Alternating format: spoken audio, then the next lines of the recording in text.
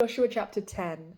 Hello, my name is Lydia and I'm currently reading the entire Bible, chapter by chapter, day by day, until I get to the end of it. I started in James, got halfway through Exodus, needed a break from the laws, jumped over to Joshua, and now here I am for the foreseeable future.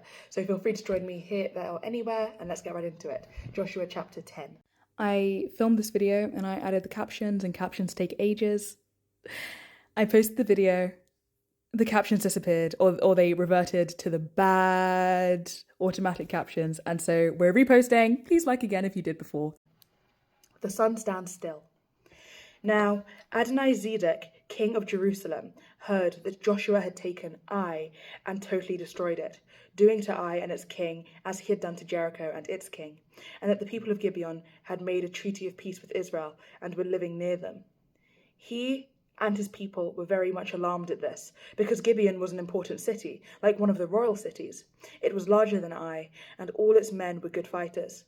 So Adonai-Zedek, king of Jerusalem, appealed to Hoham, king of Hebron, Piram, king of Jarmuth, Japhia, king of Lachish, and Debir, king of Eglon.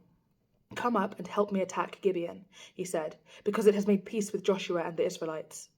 Then the 5 kings of the Amorites, the kings of Jerusalem, Hebron, Jarmuth, Lachish, and Eglon, joined forces.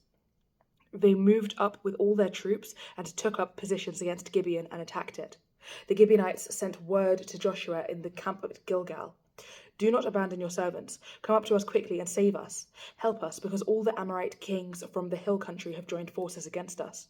So Joshua marched up from Gilgal with his entire army, including all the best fighting men. The Lord said to Joshua, "Do not be afraid of them. I have given them into your hand. Not one of them will be able to withstand you." After an all-night march from Gilgal, Joshua took them by surprise. The Lord threw them into confusion before Israel, who defeated them in a great victory at Gibeon. Israel pursued them along the road going up to Beth-horon and cut them down all the way to Azekah and Makkedah. As they fled before Israel on the road down from Beth-horon to Azekah, the Lord hurled large hailstones down on them from the sky, and more of them died from the hailstones than were killed by the swords of the Israelites. On the day the Lord gave the Amorites over to Israel, Joshua said to the Lord in the presence of Israel, "O sun, stand still over Gibeon. O moon, over the valley of Aijalon." So the sun stood still and the moon stopped, till the nation avenged itself on its enemies, as it is written in the book of Jashar. The sun stopped in the middle of the sky and delayed going down about a full day. There has never been a day like it before or since, a day when the Lord listened to a man. Surely the Lord was fighting for Israel. Then Joshua returned with all Israel, to the camp at Gilgal. 5 Amorite kings killed. Now the 5 kings had fled and hidden in the cave at Makkedah.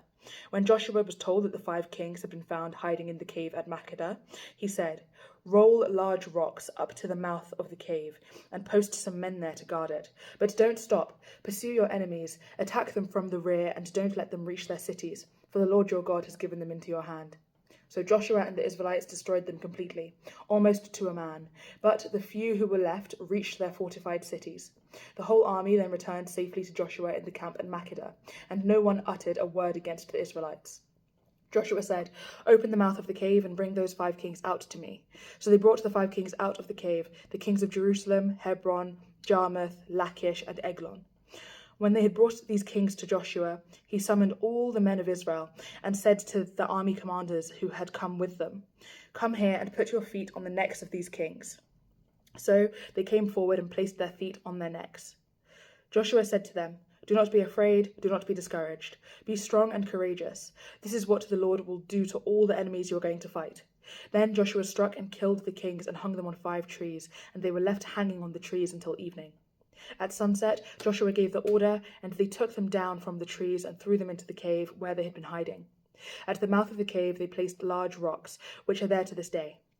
That day Joshua took Makkedah. He put the city and its king to the sword and totally destroyed everyone in it. He left no survivors. And he did to the king of Makkedah as he had done to the king of Jericho. Southern cities conquered. Then Joshua and all Israel with him moved on from Makkedah to Libnah and attacked it. The Lord also gave that city and its king into Israel's hand.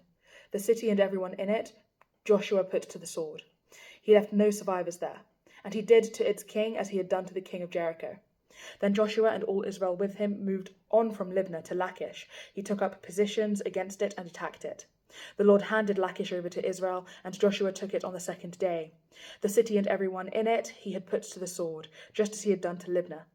Meanwhile, Horam, king of Gezer, had come up to help Lachish, but Joshua defeated him and his army, until no survivors were left. Then Joshua and all Israel with him moved on from Lachish to Eglon. They took up positions against it and attacked it. They captured it that same day, and put it to the sword, and totally destroyed everyone in it, just as they had done to Lachish. Then Joshua and all Israel with him went up from Eglon to Hebron and attacked it. They took the city and put it to the sword, together with its king, its villages, and everyone in it. They left no survivors.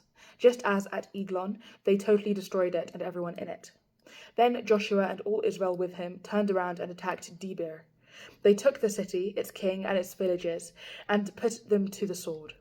Everyone in it they totally destroyed. They left no survivors. They did to Debir and its king as they had done to Libnah and its king, and to Hebron.